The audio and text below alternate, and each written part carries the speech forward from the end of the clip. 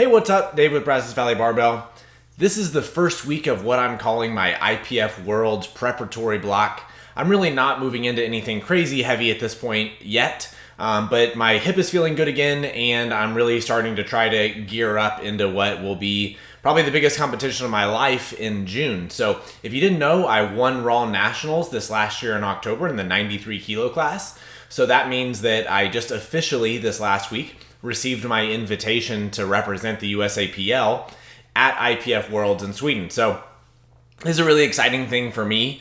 It's kind of been a goal for a while. As powerlifters, we're all looking kind of for a representation of the success and kind of all the work that we put in. So me actually getting to travel to somewhere that's really, really cool to visit in general and have this big world level meet is a big thing for me. So receiving the invitation along with my hip basically being back to full health is kind of leading to some good training here. So the hip thing, I've received a lot of questions about it. I don't really like having diagnosis for things, and I think that'll lead into kind of the theme of this video actually. But if I had to call it anything, it would just be bursitis, kind of a pain on the outside of my hip, pretty sensitive to the touch. But as you can see also, I'm using heels again, and I know there'll be a lot of specific questions about why I'm doing that, and basically my answer is just that it feels better. So I don't have any reasons. There's nothing besides that I really think is my main reason for switching back. I just tried it one day, it felt a little bit better, so we're rolling with it. So my new block, I'm trying some new things. I'll probably make another video elaborating the stuff I'm doing for my bench press that seems to already be working well.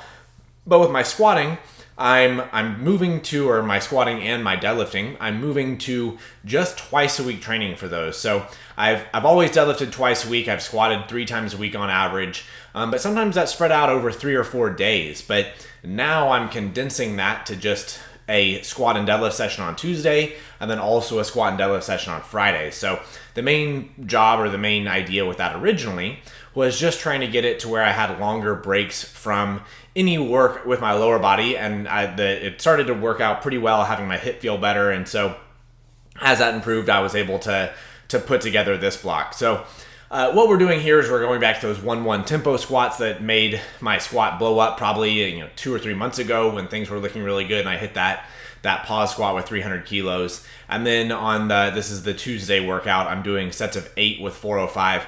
Really the main goal with these is just get my legs back under me, actually feel like I'm used to squatting again, where just this week it's been everything has been pretty awkward even without really any pain. So a lot of the questions and comments and just general feedback I've gotten have been about things about maybe using more quads. Maybe I should move my stance in. Maybe I should change all of these things. There have been lots of suggestions. Even my deadlifts, there have been some comments about things I can change that people think could help my hips. And I think the overall theme here will be that people are looking for a lot of specific things that may have helped them in the past, or they may have picked up through different YouTube videos or coaches in general.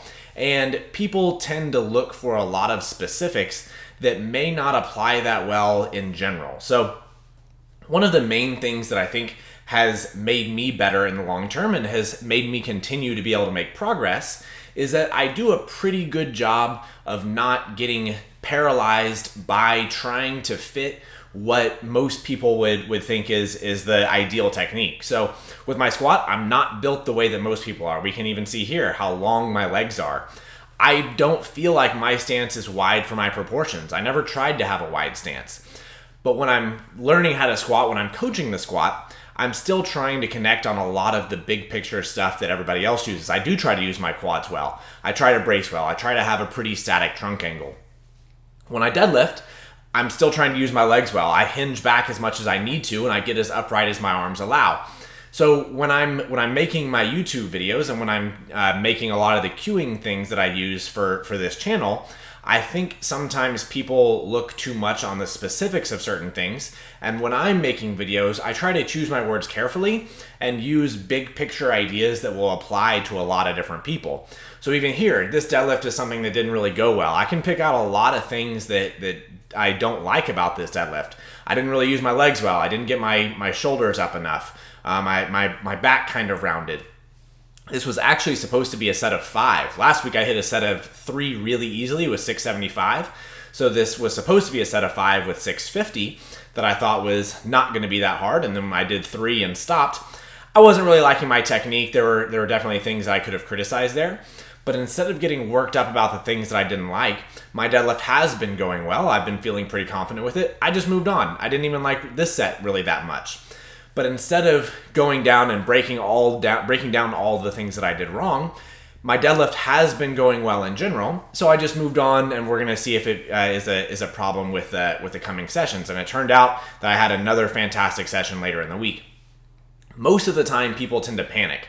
They tend to have one bad session, or their training is going really well, and they see somebody else's training in a way that they think they could benefit from. They may look at me and see whatever aspect of my hips being high or whatever, and they try to implement those into their training, and it may not work well. So when I'm coaching, I want to check a lot of boxes rather than just go into movement specifics. I'm not going to be trying to look exactly at where my quads are. I'm not going to be trying to look at exactly what my trunk angle is. I want to be finding tools that allow me to get better without paralyzing me by trying to fit a lot of things that people say that work well for them. So the squatting actually went really, really well this week. The end of the week I ended with what was the heaviest squat I've done probably in at least a month. I did 575 here for a pause single and then a pause triple with 535. And then some really easy sets with 475. So this is the squat is nice that it's back to feeling natural again. When I'm using these heels now, I'm not really even trying to do anything different than what I was trying to get out of the flats. I'm not going to heels because I can use my quads better. There's nothing specific about why I'm using heels. I'm just doing it because it feels better.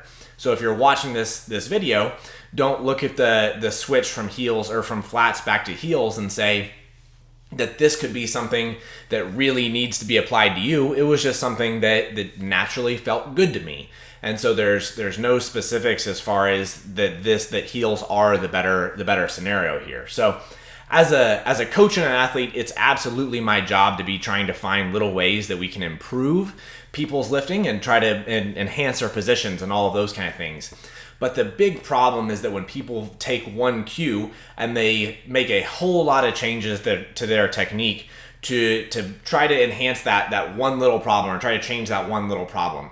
If we're watching this squat, my trunk stays static. My knees generally stay forward. My elbows stand to the bar. My brace is good. There's a lot of really good things that are happening. It looked the same way with the heels. It was just bugging my hip, so I switched. And that's really all there is to it. So if I'm coaching lifters, I don't want to use one cue like elbows under the bar and then now they have this really loose back. Or I don't want to say, hey, get your knees more forward. And then now they're way too upright and we're causing problems there.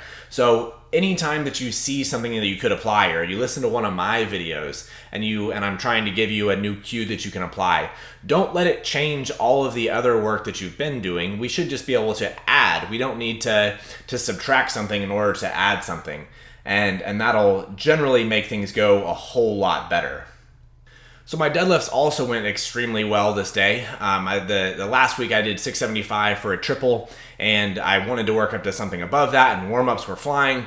So I did 675 with my last warm-up and then moved to 700 for a triple, which is not a PR. I think maybe 725 is my personal record, but my technique was feeling back to what I thought was perfect again. I was able to really get my shoulders going first and use my legs to get off the floor. So I really don't think that, if I had that bad session, I didn't come into this session trying to do anything different.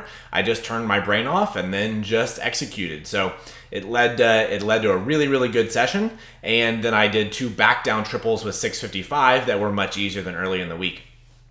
One of the other things that I actually have lifters do is when we're analyzing videos, film from angles that they like. If these next 2 angles we'll see from my deadlift, there's a lot of things that I really like. We can see that I'm using my legs well, I'm anchored on top of my hips well, driving my shoulders up. If I were to film from the back, I would see things like my upper back rounding or certain things that I don't really like. My balance may look different than what it feels.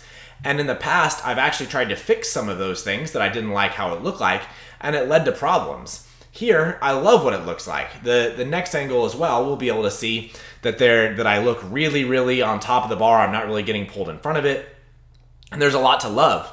So when I'm coaching lifters, a lot of times, instead of cueing things that they're bad at, I like to emphasize things that they're good at. So with these deadlifts, I just say shoulders, drive with my shoulders, don't let my shoulders get pulled forward.